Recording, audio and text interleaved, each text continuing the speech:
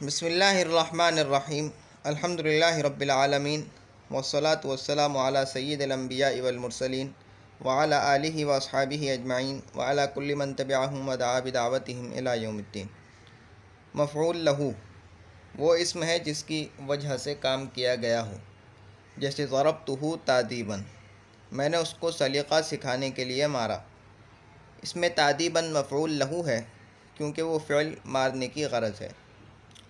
منصوبات کی بحث چل رہی تھی، اس میں سے ایک منصوب مفعول لہو بھی ہے، اور مفعول لہو جو ہے وہ اسم ہے جس کی وجہ سے کام کیا گیا ہو، کام کرنے کی وجہ کو بتلایا۔ جیسے میں کہوں ضربتہ، میں نے اس کو مارا، کوئی مجھ سے پوچھ سکتا ہے کیوں مارا، تو جواب میں دوں گا تادیباً، سلیقہ سکھانے کے لیے۔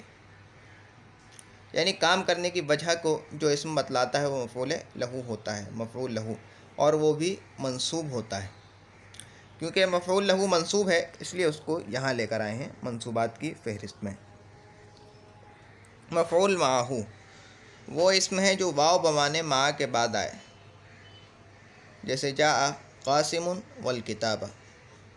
مفعول معہ بھی منصوب ہوتا ہے، اور وہ اسم ہے جو واو بمعنی مع، یعنی ایسا واو جو مع کے معنی میں ہو۔ مع کے معنی ہوتے ہیں کے ساتھ یا ساتھ اس کے۔ جیسے مثال میں غور کریں، جاء قاسم، قاسم آیا، والکتاب، ساتھ کتاب کے، یعنی کتاب کے ساتھ، قاسم کتاب کے ساتھ آیا، ٹھیک ہے، یہ بھی منصوب ہوتا ہے۔ مفعول فیہ وہ اسم ہے جو زمانے پر یا جگہ پر دلالت کرے جس میں کام ہوا ہو، جیسے صمت شہرا، میں نے ایک ماہ کے روزے رکھے۔ جلست خلفک،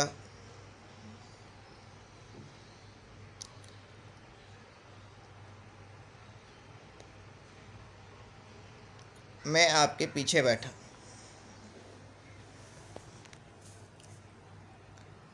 مفعول فی کو ظرف بھی کہتے ہیں، اور ظرف کی دو قسمیں ہیں، ظرف زمان اور ظرف مکان۔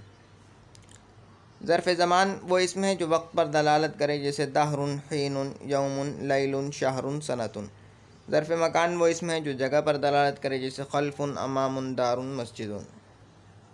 مفعول فی بھی منصوب ہوتا ہے، اور وہ اسم ہے جو اس زمانے پر یا جگہ پر دلالت کرے جس میں کام ہوا ہو، یعنی کام کرنے کی جگہ یا وقت کو بتلائے۔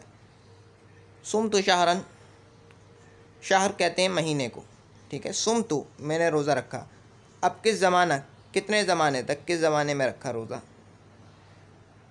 کس وقت میں رکھا، تو شہرن، ایک ماہ میں نے روزہ رکھا، یعنی میں نے ایک ماہ کے روزے رکھے۔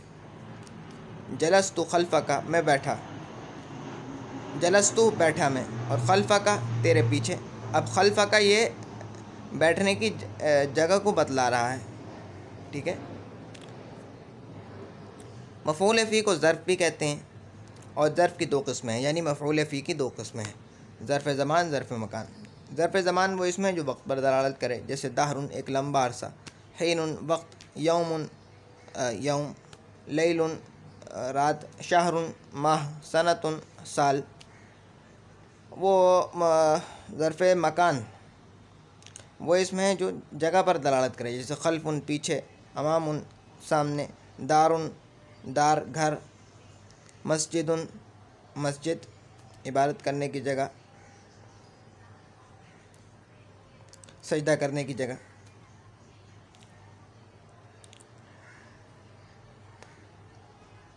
یہ بھی منصوب ہوتا ہے۔ کسی شاعر نے پانچوں مفعولوں کو ایک شعر میں جمع کیا ہے۔ حمدت حمدا حامدا وحمیدا رعایت شکرہ دہرا مدیدا۔ حمدت، حمیدہ فعل، تو ضمیر فاعل، ٹھیک ہے، ضمیر مرفوع متصل، یہ تو ہوگا فعل فاعل۔ حمدن یہ مفعول مطلق ہے، مصدر ہے، اور یہ فعل کے بعد آ رہا ہے اور فعل کے ہم معنی ہے، یہ مصدر ہے۔ حمدت حمدن، میں نے خوب تعریف کی۔ حامدن، یہ حامد کسی لڑکے کا نام ہے، ٹھیک ہے، اور حمید بھی کسی لڑکے کا نام ہے، تو حامدن، حامد کی، میں نے حامد کی خوب تعریف کی۔ وہ حمیدہ، حمید کے ساتھ مفعول معہ ہے۔ حامدن مفعول بھی ہے، اور وہ حامدہ یہ مفعول معہو ہے، مفعول معہو۔ رعایت شکر ہی، کیوں تعریف کی بھائی، اس کی خوب تعریف کی، کیونکہ رعایت شکر ہی اس کے شکر کی رعایت کی وجہ سے، یعنی اس کے شکر کی رعایت میں۔ دہرم مدیدہ ایک لمبے عرصے تک یہ ظرف ہے، ٹھیک ہے۔ تو تمام مفعول اس میں جمع ہو گئے اب تک جو ہم نے پڑھے ہیں، دیکھیں مفعول بھی، ٹھیک ہے، اور مفعول مطلق،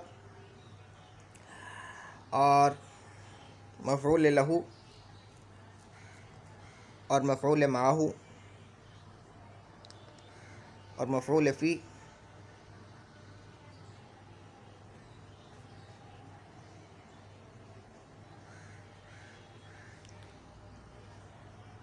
اب اس مثال میں غور کریں۔